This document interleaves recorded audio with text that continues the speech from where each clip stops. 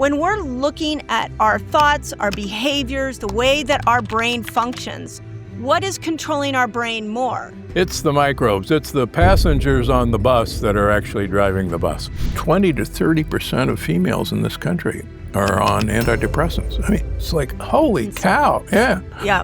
Every autoimmune patient has leaky gut, intestinal permeability. Everyone, 100%. Wow. All disease begins in the gut. So, Dr. Gundry, let me welcome you back to the Resetter podcast. I'm excited to have this chat with you. And it's great to see you again, Mindy. So thanks for having me. Appreciate it. So it was interesting. You and I chatted about this book back in October when I was on your podcast. Yeah. And, my first thought was, why aren't we talking about the gut-brain axis enough? And why it seems when I have read the research, looked at what these microbes do to our thoughts, I have questioned why we are even approaching mental health from a mindset standpoint. So can we start with this question? When we're looking at our thoughts, our behaviors, the way that our brain functions, what is controlling our brain more? Is it the microbes or is it actually neurons in our brain? Well, I submit and have some pretty good evidence in the book that it's the microbes. It's the passengers on the bus that are actually driving the bus. And we really ought to get over this. Mm-hmm. Bacteria have been around for 3 billion years. We've been around 100,000, thereabouts. And they probably have worked out some pretty good survival skills during 3 billion years and probably want to direct our behavior to get them what they want. Now, unfortunately, bad guys can also direct our behavior to get them what they want, right? Right. So when we look at the gut microbiome, just to bring everybody into the conversation, we've got good guys, we've got bad guys. Do we have microbes that are neutral? Just give us an idea of what that ecosystem looks like before we dive into how it affects the brain.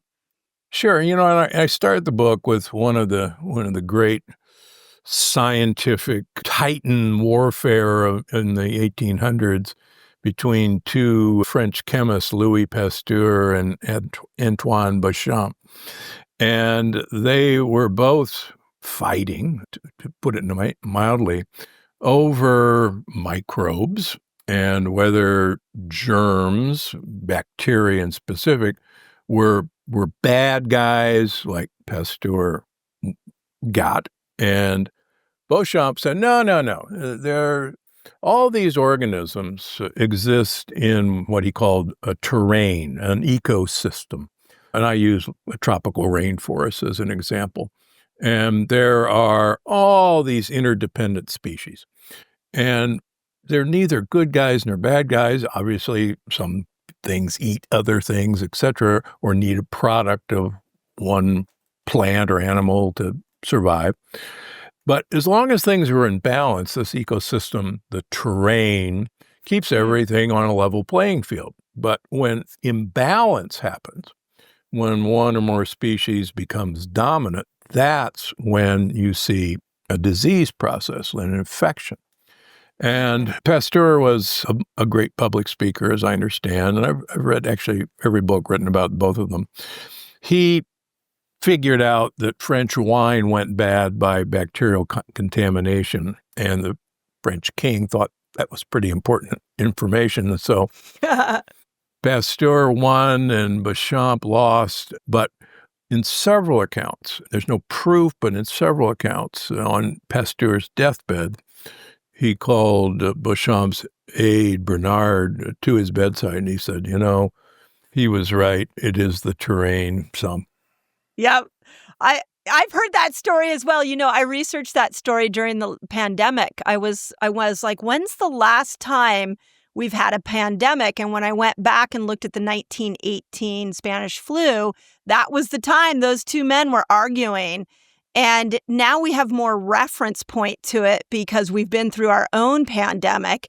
Because what out of that, pretty within a couple of years came penicillin. Yeah. And then once penicillin came into the world, it was like a miracle. And you can understand why. Think about how fearful we've all been. But, to your point in the book, where do we sit now with bacteria now that we've created all of these antibiotics? Like, if anything is proven, is it the terrain or is it the microbes? I think it's the overuse of antibiotics. Would you agree?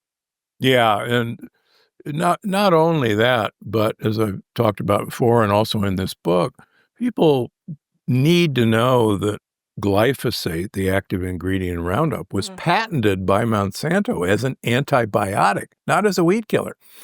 And we're now, luckily through animal studies particularly, we now know that glyphosate decimates our microbiome and in fact decimates the tryptophan serotonin producing microbiome. And is it any wonder that we've got this incredible epidemic of depression and anxiety?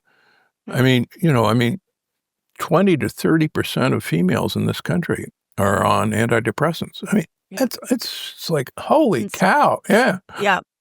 Is it affecting women more?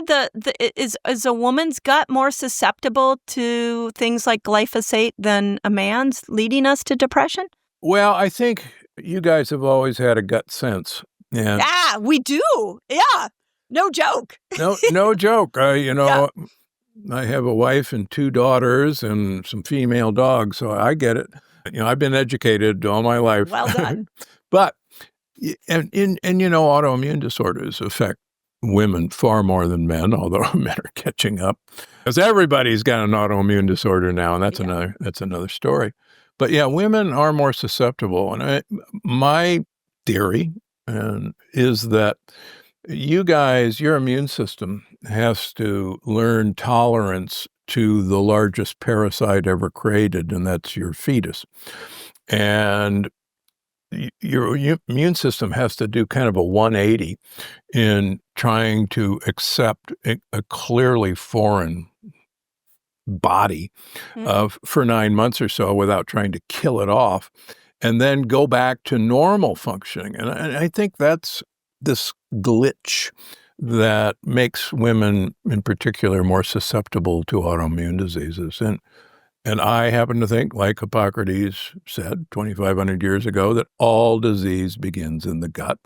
And certainly in my practice, which is 80% autoimmune patients, every autoimmune patient has gut dysbiosis and abnormal terrain. Every autoimmune patient has leaky gut, intestinal permeability. Everyone, 100%. Wow. Yeah. Wow. Where are we in understanding the impact of microbes on our human cells? I also dove into this and saw that when you look at the Human Genome Project, it came out like late 70s, early 80s, but then they followed it up with the Human Microbe Project, and then that really was ongoing for a long time. It may still be. And it really showed that it influenced how human cells behaved. Can you talk a little bit about that? Yeah, the Human Microbiome Project finished in 2017, actually the date I published The Plant Paradox. And what that's done is, you're right, it's really opened our eyes into the fact our genome isn't very interesting. It's actually not a really unique, big genome. I mean, corn has more genes than humans do. That's crazy. A sand flea on beach has more genes than humans do. But what's really interesting is, so we've got 100 trillion bacteria just in our gut alone. And these guys are constantly dividing, and they're constantly sharing genetic information with each other. They're constantly getting genetic information from viruses, phages that attach to them. And so they're constantly in this recombination of genes. And I and others have proposed that, just like you and I are talking on our computers here, this computer doesn't have a lot of functioning power, doesn't have a lot of memory, but we have uploaded most of the processing power up to the cloud. which is supposedly infinite processing power. Because this microbiome is so genetically active, is such a good interacting substance with our environment, everything we swallow goes through our gut, that we've uploaded the processing power of decision making to the bacterial cloud in our guts. And Wow. I think, and so those who are watching on video, so my phone is a really good receiver for information from the cloud. In fact, there's 4 pieces of information that just came. And I propose that our brain is merely a really good receiver for the information that's coming from our bacterial cloud. Okay. And if we accept that, then things start to make sense. Like, why does somebody just have this sugar craving that they can't give up? Why is the recidivism rate of any addiction treatment program about 90%? There's only about a 10% long-term success rate. You choose the addiction, it's usually a 90% long-term failure. Why is that? Because we're trying to manipulate this when the book, and I suggest we should be manipulating the gut microbiome. Is there a way for us to know based off of behavior or symptoms if our gut microbiome is well balanced and serving us well? Like, I could be depressed because of a life situation. How do I know if that depression is being amplified by an imbalance in my microbes or actually is just a life situation? Well, that's true. We now know that depressed individuals have a specific, identifiable microbiome. Anxious individuals. One of the shocking things that I discovered is people who have an outgoing personality kind of from day one actually have a unique microbiome that makes them an outgoing personality. That's cool. I mean, that's kind of cool. Yeah, that's really cool. So, and actually, I hope my daughters aren't listening. As somebody with an outgoing personality, I'm like, oh, I like that. Yeah. So, embrace your microbiome outgoing personality, right? So, yeah. So, and these experiments have been conducted in rodents. You can take a germ-free mouse, have them eat poop from a depressed human individual, and they'll get depressed. Now you go, well, wait a minute, how do you know if a rat's depressed? Well, there are actually mazes and tests to measure depression in rats. It's actually pretty easy. And so, and there was an experiment done in the 1930s. Back in those days, severely depressed individuals were institutionalized. And so they took these very depressed individuals and they gave them enemas and cleaned out their guts. And then they gave them fecal enemas from happy people. Yeah. And they actually got happy. And it's like, what? Are you sure? Well, yeah, now we're sure because now we know how that happened. I have been a part of a beautiful mixture of healthcare practitioners for years, and one of them in there said to me one time, "Hey, Mindy, I'd take your poop if it's going to make me drop weight and put a smile on my face." I was like, I think that's a compliment. But it is interesting when we start to see that these bacteria are not just controlling our minds, but controlling our metabolism, controlling our immune system. Again, where my brain goes is how does the individual human understand if they have the right mixture of bacteria or not? Is there a way for us to tell? Well, it's getting better and better. Okay. Again, women have always had this gut feeling, and that's actually pretty intuitive. If you think something's off in your intestines, it is. We now know, for instance, Parkinson's is a disease that comes to the brain from the gut, as does Alzheimer's. And one of the striking things when we start looking at the history of Parkinson's patients and even Alzheimer's patients they all collectively have gut issues that they can cite, or they have history of chronic antibiotic use, et cetera, et cetera.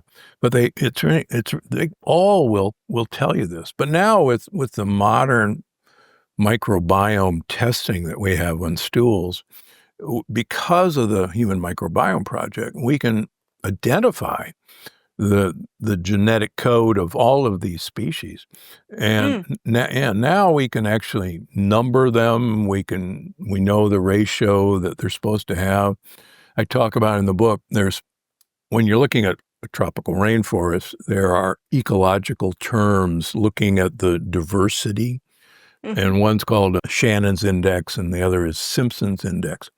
And we can now apply those indexes to the microbiome. That's cool. And you can give a patient a map of, okay, here, these are the guys that are the bad guys, and they've kind of taken over, and your good guys, man, they're hiding in the corner, and we got to coax them out. We got to starve the bad guys. And that's actually a big part of the book is, now, don't despair about all this. There is something that can be done. And I wouldn't see patients 6 days a week if I just wanted to give them bad news. Right, of course, of course. Explain the mechanism behind this. I had a really wonderful conversation about a year ago with Dr. William Lee, and we actually specifically honed in on the astrobilome and the set of bacteria that break down estrogen. And we started geeking out on how these bacteria go up the vagus nerve and then go up into the brain and start to stimulate different parts of the brain. And before you know it, we were also geeking out on fermented sourdough and how it can impact the bacteria that make oxytocin. So bring this into some kind of complete understanding for the layperson. Is it these microbes are just hanging out in the gut? And is it the vagus nerve they travel up? How do they get to the brain? And then how do they decide what part of the brain they're going to stimulate? Well, the vagus nerve is just one tiny piece of this puzzle. In fact, we used to thought when I was in medical school that the vagus nerve was how the brain talked to the gut. And lo and behold, now we know that for every one nerve fiber heading from the brain to the gut, there's 9 from the gut heading up to the brain. So we had it, backwards. But the vagus nerve is just really an old-fashioned telephone line. But the sophistication of how these guys control us is now, thanks to the Human Microbiome Project. For instance, I recently was lecturing at, get ready for this, the Society of Extracellular Vesicles. Ooh, that sounds interesting. So what the heck is so these are exosomes or extracellular vesicles. And these are little packets of information. I look at them as kind of a link on an email that I click, to come on your show. I clicked the link and it instantly brought me here. So we now know that bacteria and plants and fungi can pop out little pockets of information that have genetic instructions, can have microRNA, mRNA, and even living mitochondria, and pop them out. And the way these are designed, they can go through the wall of the gut, they can go through blood vessels, they can go through the blood-brain barrier unobstructed, merge onto a target cell and release that information and change the epigenetic expression of that cell. And insane. Yeah. And it's like, holy cow, I thought it was pretty cool that bacteria could send messages up the vagus nerve. But now, are you kidding? They're sending, text messages and with a link to open it up, and it's going to change, my behavior. And talk about sophistication. Wow. And it's like, wow, is this complex? How could we have imagined that these little one-cell organisms have this incredible, complex control over us? And once you see all that, you go, whoa. What kind of behaviors do they control? Just so people, is it everything in our brain?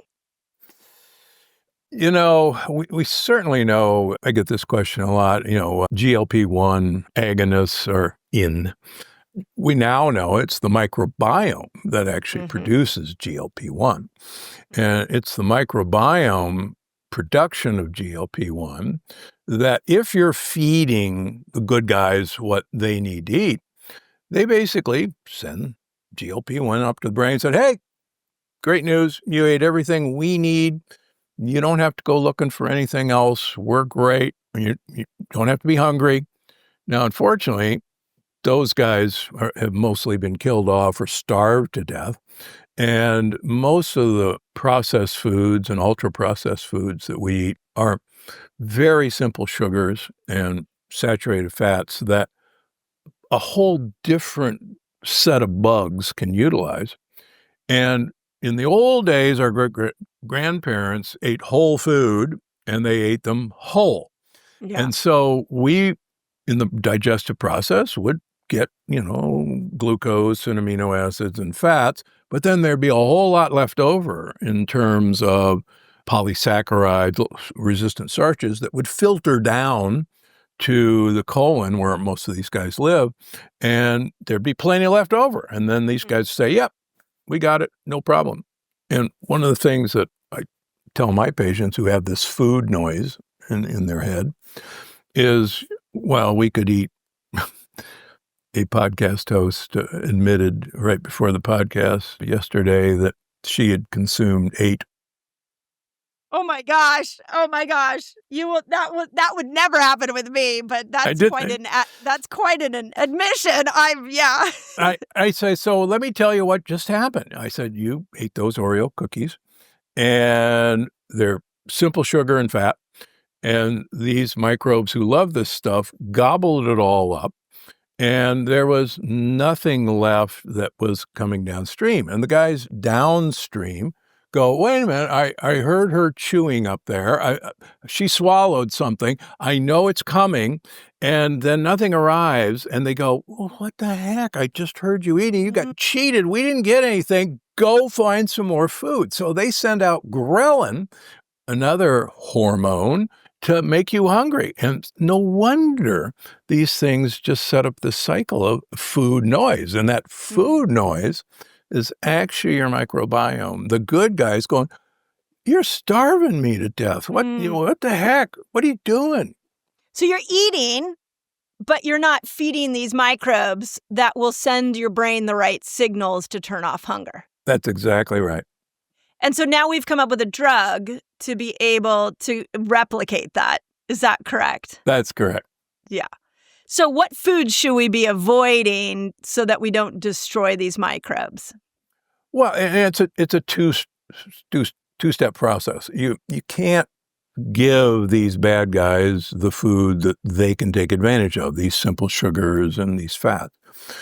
You got to starve them.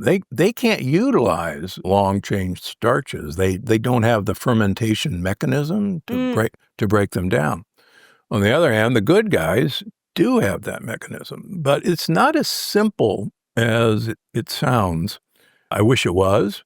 For instance, there's a husband and wife microbiology team at Stanford, the Sonnenbergs, who are real doomsayers of the human microbiome. They really think, and they're right, that we basically have a desert wasteland of a microbiome rather than a tropical rainforest. And they don't really think we'll ever be able to reestablish our rainforest. I disagree with them, but they did a beautiful experiment that I talk about in the book and in a previous book. They took volunteers, and everybody knows that the good guys want prebiotic fiber. They want soluble fiber. And they used a soluble fiber, inulin, which is present in the chicory family of vegetables, radicchio and Belgian endive. Radicchio. Yeah. It's my favorite. And the great thing is you can find it in almost every grocery store now. It's not in the weird health food section anymore. And asparagus has inulin, artichoke hearts have inulin. So they gave volunteers lots of inulin. And they looked at their gut microbiome diversity, and they looked at markers of inflammation. And they gave them all this stuff, and nothing changed. The gut microbiome didn't change. Their inflammation markers didn't change. Yeah, and go, well, wait a minute. That's what those guys want to eat. They said, we're missing something here. There's got to be some precursors that I've written about for many books now called postbiotics. These are essentially the products of bacterial fermentation, of eating things. And we should give these people, in addition to the inulin, we should give them some fermented foods. They chose yogurt and kefirs. You could have chosen sauerkraut or kimchi. You could have chosen vinegar. And we'll do the same experiment. Give them the inulin, but give them this. Now, with the addition of these postbiotic foods, these fermented foods, the gut diversity increased and the inflammation markers decreased. So it to talk about Hillary Clinton, it takes a village. And that's really what has to happen. And so bringing more fermented foods in is really key to the diversity of I can really, after you know this as a podcast host, when you interview a lot of people, you start to see conflicting theories all over the place. But one of the unifying theories I see amongst everybody who has a slant in nutrition is everybody's pretty pro fermented food. Is there any person who should not be eating fermented foods? Well, some people actually have to kind of take it slowly, just like some of my patients introducing really any plant material into them when they got a really destroyed wall of their gut can be mischievous.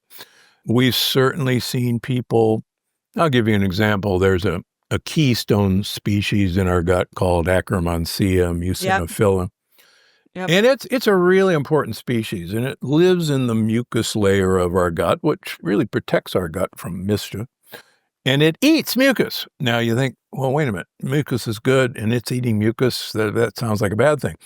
But the more mucus it eats, the more mucus is produced by the wall of our gut. So it's actually a plus win.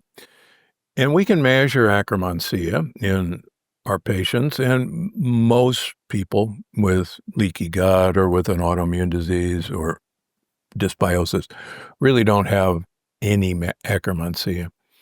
And so you could give some of these people Akkermansia, and there's several companies that make it, both in living form and in dead form, and that's another subject.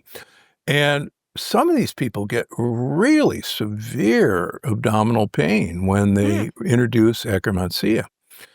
And I think in those people, their mucus layer is so devoid that Akkermansia begins to really start chomping on the cells themselves, trying to get some nourishment. And William Davis makes a case for this. So, and I've seen it in my practice. Some young children who their mothers gave them Akkermansia had a bad reaction.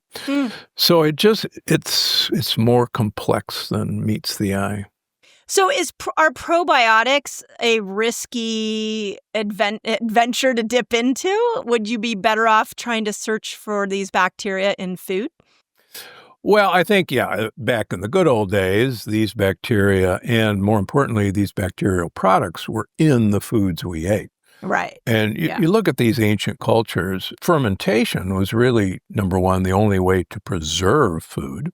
We didn't have refrigerators, and it was the only way to preserve food by actually eating the sugar molecule. So wine is preserved grape juice, and it has the products of fermentation. So some of my patients say, doggone it, I'm having fermented foods every night. And God bless you, Dr. Gundry. Great suggestion. And there, just not to change the subject, but there is a cool human trial of looking at the gut microbiome diversity, comparing red wine, the equivalent calories in grape juice, and the equivalent calories in gin. And lo and behold, it was actually the red wine that promoted gut diversity and improved gut wall health. The grape juice had no effect, and the gin actually had a very negative effect. Wow, you just put a huge smile on my face. I'm like you, I have a soft spot for a good bottle of wine. So Does it matter then? Is it need to be biodynamic, natural? I mean, of course, it goes down that path. Well, yeah. I mean, most of our California wines have glyphosate in them. Yeah. A few years ago, I was talking to Michael Mondavi, who is Robert Mondavi's son, who runs Mondavi.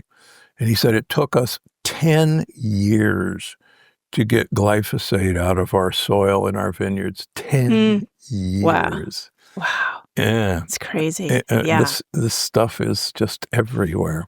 Would you say glyphosate's one of the worst pesticides for the microbiome? Well, I mean, antibiotics are even better. But again, glyphosate is an antibiotic. We should realize it is an herbicide, but it was, again, patented as an antibiotic. And there's some really good animal studies using human diet equivalent amounts of glyphosate that show that the animal's microbiome is just totally changed for the worse. All the good guys are wiped out. The bad guys are pretty resistant to it. And so you wonder and why we have so much anxiety and depression. I'll give you another example, which was really educational for me. Again, most of my patients, we treat their autoimmune disease, and we have a really good success rate. 94% of my published data are in remission off of all their meds in a year. Amazing. And so, awesome. Their psoriasis goes away, their rheumatoid arthritis goes away, their Crohn's goes away, you name it. And they go over to Europe on vacation, and they can't resist. They have croissants, and they have baguettes, and they have pizza, and they probably have some tomatoes, and they do not react. They go, and they go, wow, Dr. Gundry's cured me. I can have all this. And they come back, and they start having our bread and our pizzas and what else. And within weeks, they're on the phone going, what the heck? This patch of psoriasis is back here. What the heck? This finger just swelled up. What the heck? I thought you cured me. I said, no, you weren't eating glyphosate over there. Wow. And you could tolerate that just fine. But you came back, and I see it all the time. It's just, it's so sad. In my clinic, we did a lot of heavy metal detoxing, and glyphosate just drives those heavy metals even deeper into the brain. What's your best strategy for, other than avoiding glyphosate, but that's near impossible?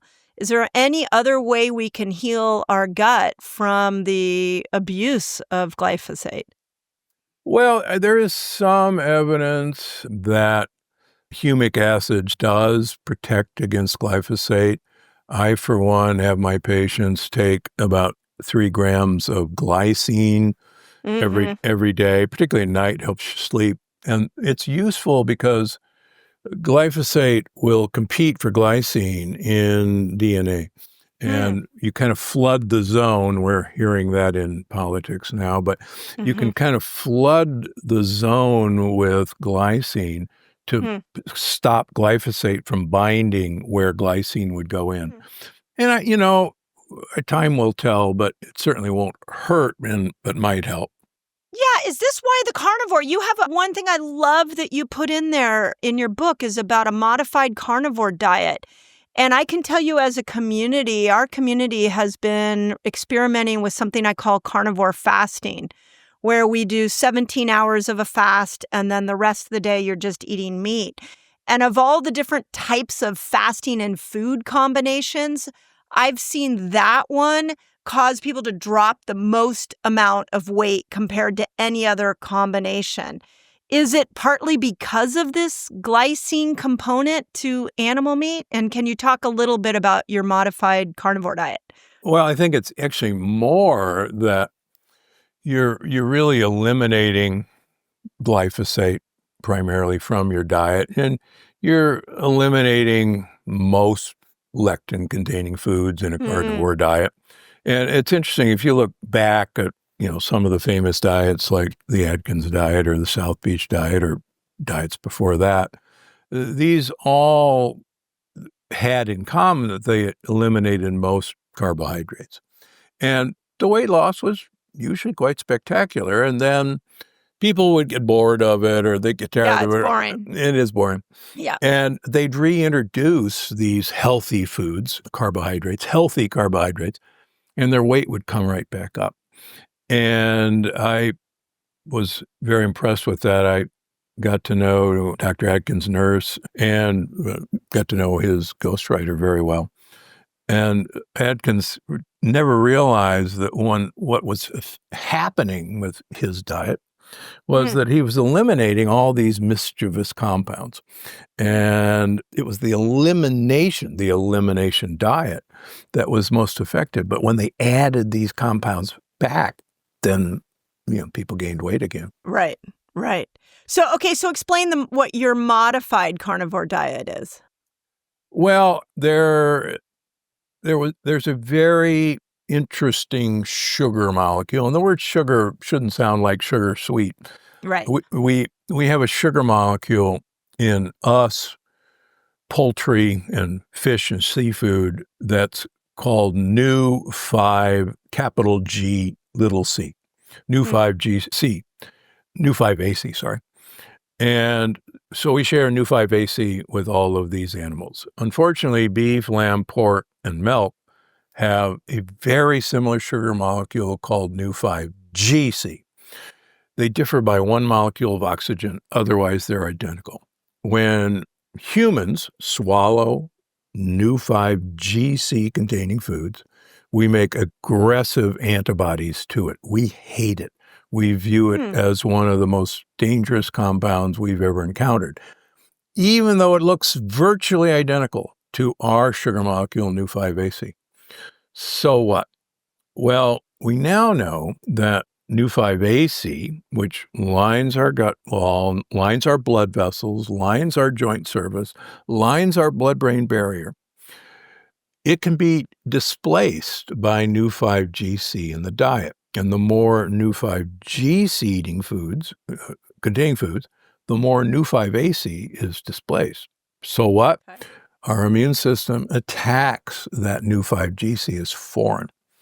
And it causes leaky brain, it causes joint inflammation, it causes heart disease, and it causes impressive neuroinflammation.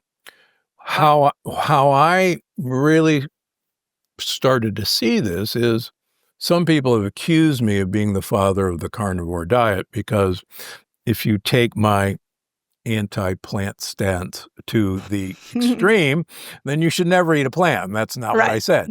You got to know your friends and you got to know your enemies and you got to detoxify your enemies. But so a number of my patients have tried the carnivore diet, mainly beef, and they all feel great. They lose weight. They never felt better. And yet, when I look at their inflammatory markers like TNF-alpha or IL-6, they're going up and up and up. And I'm going, what the heck? So I said, I'm glad this is working for you. Would you mind trading, pastured poultry and wild fish and wild shellfish for this?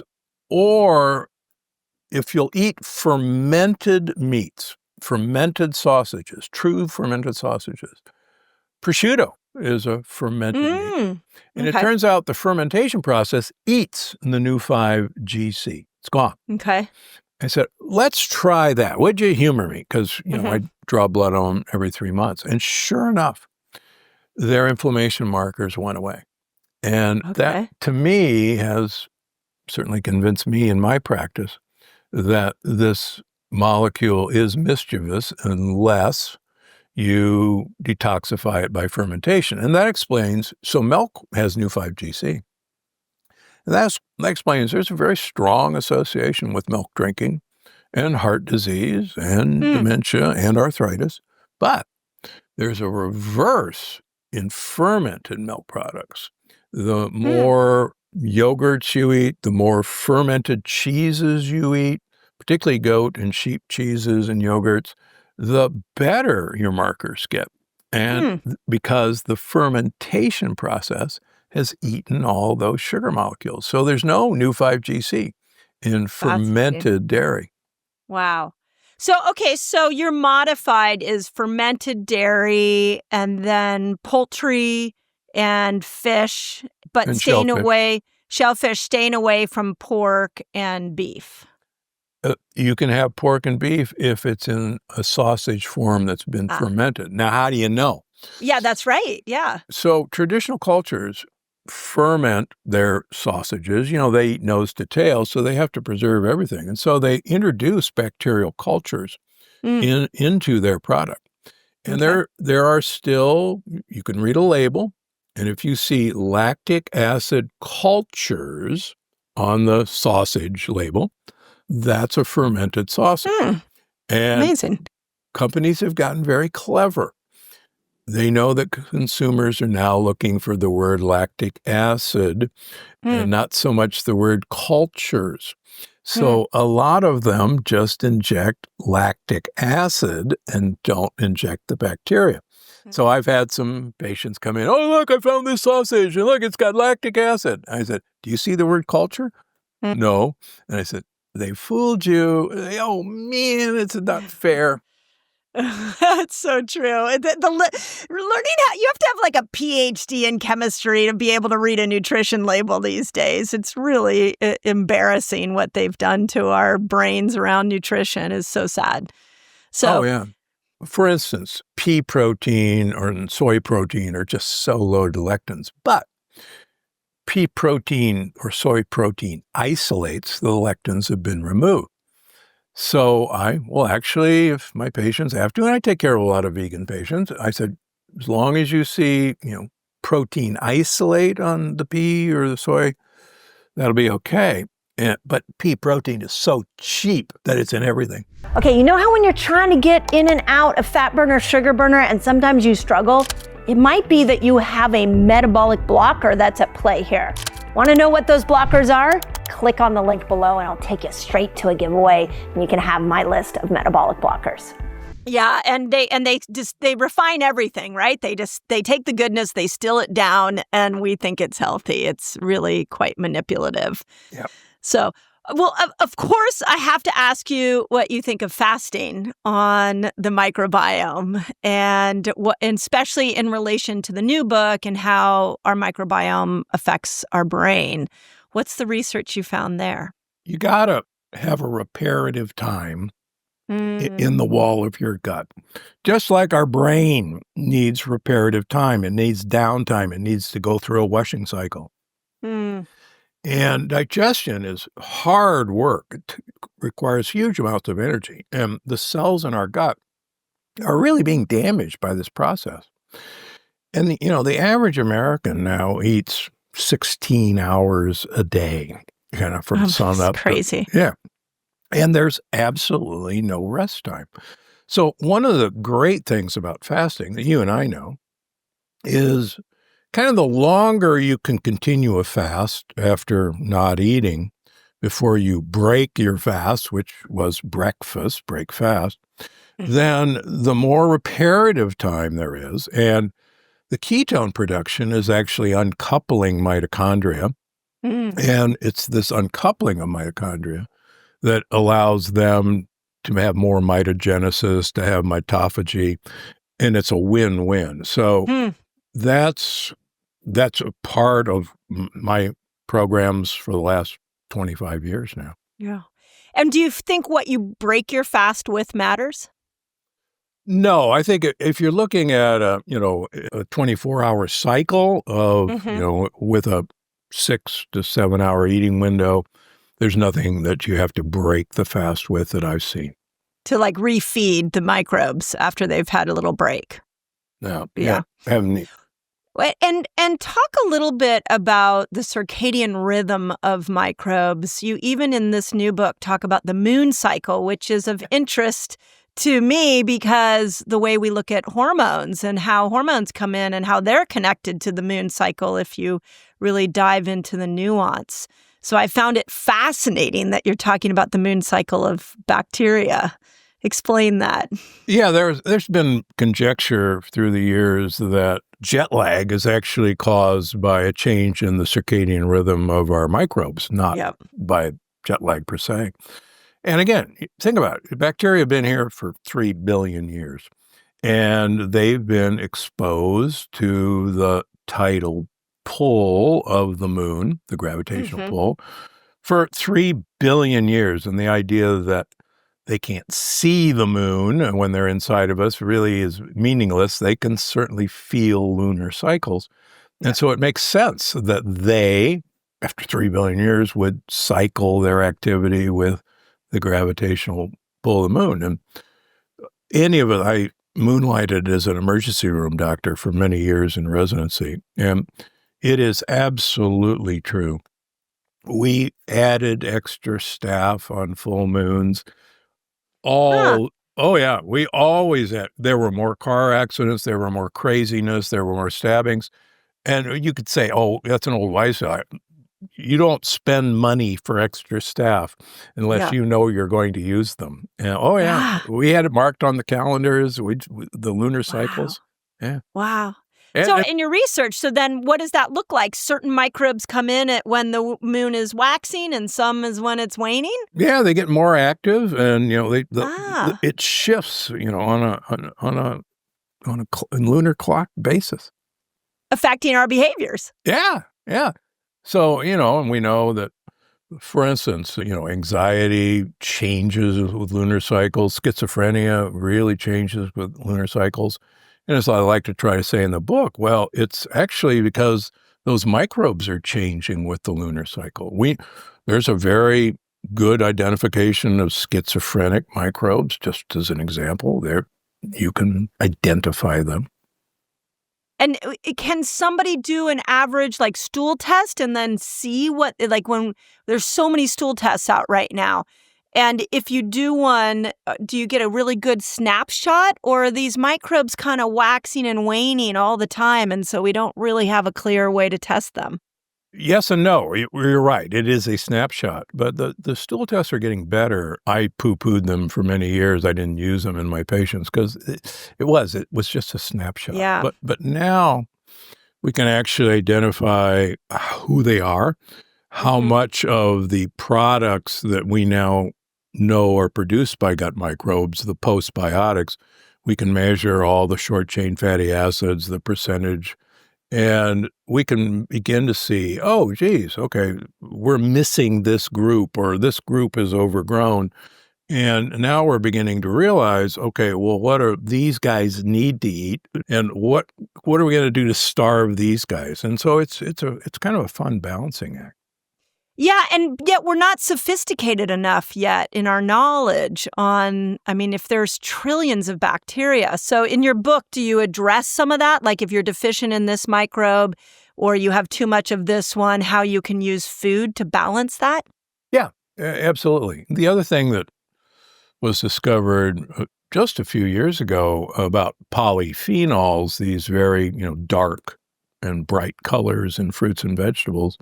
Polyphenols are produced by plants to actually protect their mitochondria from sun damage, from environmental damage, by uncoupling their mitochondria. That's how they work. And we thought for years that polyphenols were antioxidants. They're not. And we've known for years that polyphenols aren't absorbed very well. And we're going, well, gosh, people who eat lots of polyphenols seem to do better. Well, it turns out polyphenols are one of the best prebiotics for the gut microbiome. And they love this stuff. And they're the ones who then change these polyphenols into absorbable compounds that then can uncouple our mitochondria. And is olive oil the best polyphenol around? Well, there are some great polyphenols in olive oil, but spices are a great source of polyphenols. Interesting little tidbit of crazy information. Olives have their own microbiome. The leaves have their own microbiome. And there's a bacteria on olives called L. pentosus, and don't take notes. So L. pentosus is actually one of the most important bacteria to foster the growth of Akkermansia, by the way. And wouldn't you know that olive oil has L. pentosus in it? And so Yeah, olive oil is great polyphenols, but son of a gun, you're drinking a bacteria that makes Akkermansia, really happy. And wow, polyphenols and a bacteria that makes, no wonder. I mean, the Greeks per capita use a half a liter of olive oil per week, per capita. Wow. Wow. So are they the happiest people on the planet then? I believe so. I mean, if you've ever seen them dance, it's true. I do have to give your olive oil a shout out because you gave me, when I was on your podcast, you gave me a couple of those products. Wow, so tasty. That was what I was just taking it spoonfuls every morning. Exactly, really, exactly. yeah. It's really, really, really good. Yeah, it has 30 times more polyphenols than any other olive oil that's been described. Yeah. It was, you can smell it in olive oil. So, yeah, it's almost like wine. Like it just has this really different smell than what I get in a restaurant for example. Yeah. So what are you hoping to accomplish with this book? And you've written a lot of books and you probably have an extremely curious brain. But why this book? And what are you trying to bring forward to the culture right now? Well, number one, I think what I want to do is take away the shame that we all go through of, it's my fault that I'm a sugar addict, or it's my fault that I'm a alcoholic, or it's my fault that I like drugs, or it's my fault that I'm depressed and, my mother beat me when I was 2 years old and I don't remember it. But the point of all this is that these are not your fault, that these are control mechanisms that our gut microbiome uses. And the good news is it is changeable.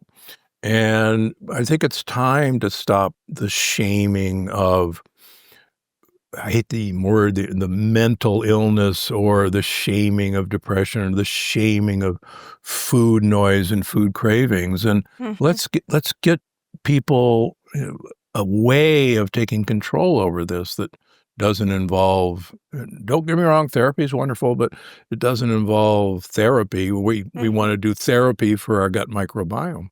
Yeah. Oh, well said. Well said. How long does it take to change the microbiome? So when I started this 25 years ago, I was pretty naive, and I thought we could seal a leaky gut in 2 weeks, or literally thought that. It usually takes 9 months to a year for most people to seal their leaky gut. Can be faster. I've seen it faster. But the longest it's ever taken me is 4 years in a young gentleman who had such leaky gut that he could not get out of bed. He could not walk outside except to go into anaphylactic shock, and was literally bedridden, cared for by his girlfriend. She's a saint. They're now married. He's a normal human being. He has a job. He does everything he wants to do. But it literally took us 4 years to get his microbiome in shape and to seal his leaky gut. But now he's a functional human being. So that's an exception. But the good news is most people, it doesn't take that long. Yeah. It can. I've seen studies where they even one of the more interesting ones was a National Geographic article where a journalist went and lived in an African outback. Yeah. And then came for 3 days, ate porcupine, did a few other, lived off the dirt, came back, and his whole microbiome was different in 3 days. Absolutely. That's possible. The problem is he came back and his microbiome completely reverted back to normal in the next 3 days. So that's the sad part. So you gotta, and there have been researchers from Scripps who have gone and had fecal transplants from these hunter-gatherers to get, whatever, and lived for a few days, and then they all left because you didn't feed them what these guys were feeding. So I guess they were on vacation for a couple of days. That's right. That's right. It was like a spa for the microbiome, living with the Hadza tribe. There you go. Yeah. Well, Dr. Gundry, you continue to be a leading edge in bringing great conversations to the health world. And probably of all the ones I've seen you bring, I really hope this one sticks and people grab it and start to get to know these bacteria because, like you said, the shaming, the depression, the anxiety, we're just all over the place in trying to understand that. And you have really brought it into a focal point. So I just want to say thank you for that. It's really time. So appreciate that. My pleasure. Let's shame the bad bacteria. I mean, That's right. Come on, get out. That's of it. right. Yeah, that's right. They don't care. Let's go ahead and guilt That's right. and shame them. That's right. I love Have you that. no shame? Right, exactly. Okay, how do people get your book, and tell us what we can do to send your message into the world? Well, they can watch the Dr. Gundry podcast, where I've had the pleasure of having you on, I think 2 times. Thank you. Yeah, thank you. My YouTube channels, my Instagram, drgundry.com, gundrymd.com is my food and supplement company. Hopefully I pop up while you're scrolling your feeds and I say, hi, hopefully. Amazing. And the book is anywhere books are sold. Anywhere. Yeah. Please support your local bookseller. Yeah. They had a horrible time during COVID and they're just coming out of it. So yeah. That's what I always say is go to the indies if you can, because they need us. So agreed. Well, you have done it once again. So I don't know how you keep popping these books out. Is it once every 2 years? Yeah, about once every year and a half. Yeah. Wow. That's about my schedule. Wow. This is book 9 in the series. Amazing. Amazing. Well, we appreciate you, your commitment, your brain, and keep dreaming up new things for us to noodle on. We really appreciate it. Oh, don't thank my brain. Thank my microbiome. Well said. I owe everything to them and my wife. Well done. Well done. That was so good. Appreciate you. All right. Thanks, Mindy. Great. Yeah. Okay, where are my gals that are struggling with hormonal imbalance? Bloated, feeling like you're not making progress with weight loss? You need to add these foods in so that you can support better hormonal health. There is a lifestyle that estrogen wants you to live, and there is a lifestyle that progesterone wants you to live.